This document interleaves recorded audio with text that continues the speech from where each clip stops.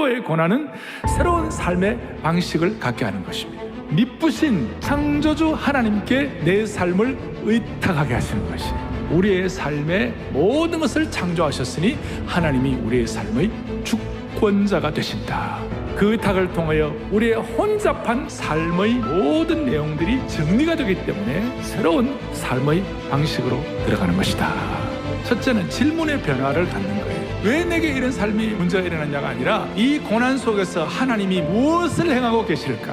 어디에 해결책이나 그게 막 관심이 가 있는데 이 고난 속에서 하나님의 뜻을 어떻게 발견할 수 있지? 여기서 하나님의 뜻이 어떻게 나타날 수 있지? 이 질문에 대한 반응을 제대로 할 때 우리도 모르게 하나님의 영광에 대해서 눈이 열릴 수 있는 줄로 확신합니다. 새로운 삶의 방식은 태도의 변화까지 가져오는 거예요. 그동안은 내가 막 하나님 앞에 얘기하는 거예요. To God. 나중에는 하나님의 음성을 듣는 것이에요. To God에서 From God가 되는 거예요. 질문의 변화, 태도의 변화가 일어나면 내향성이 아니라 상향성, 육신의 차원에서 하나님 차원으로 올라가게 되는 것이에요. 말틴 루터가 고난을 많이 당했는데 내 자신이 고난을 통하여 으깨어져 형체가 없어질 때 그리스도의 형상이 우리 속에 드러날 수 있다 그랬어요. 하나님은 좋으신 하나님이신 줄로 믿습니다. 이제 그게 묵상이 되고 나면 하나님의 영광에 대해서 눈이 열리기 시작하는 거예요. 베드로는 하나님 앞에서 이런 명령형 격려를 받는 거예요. 첫째, 고난 이상하게 얘기하지 말라.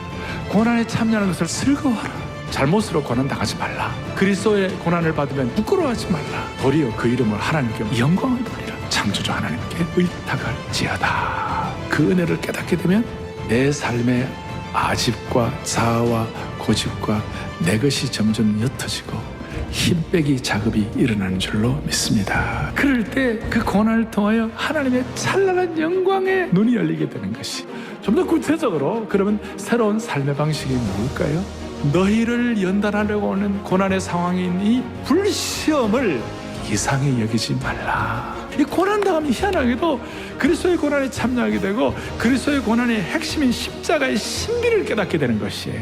더 중요한 것은 이 고난당하는 자의 머리 위에 영광의 영, 하나님의 영이 너희와 함께 계심이라. 그렇기 때문에 너희가 그리스도의 이름으로 치욕을 당하면 복 있는 자다. 신약에서 영광에 해당한 단어가 헬라어로 독사라는 말인데 찬양과 경탄과 광휘와 탁월함과 아름다움을 의미하는 것이에요. 하나님의 영광에 눈이 열리는 사람들은요, 사람을 두려워할 이유가 없는 것이에요. 환경도 두려워할 이유가 없는 것이에요. 고난이 가상이 아니라 실체라면 하나님의 영광도 허구가 아니라 실체가 될 것입니다. 바울이 이걸 깨닫고 현재의 고난은 장차 나타날 영광과 좋게 비교할 수 없도다. 한국 교회는 고난 자분의 영성이 있습니다. 이 고난 자분을 통하여 하나님의 영광에 눈이 열리기를 바랍니다. 찬란한 하나님의 영광을 회복해야 한국 교회가 회복되는 것입니다.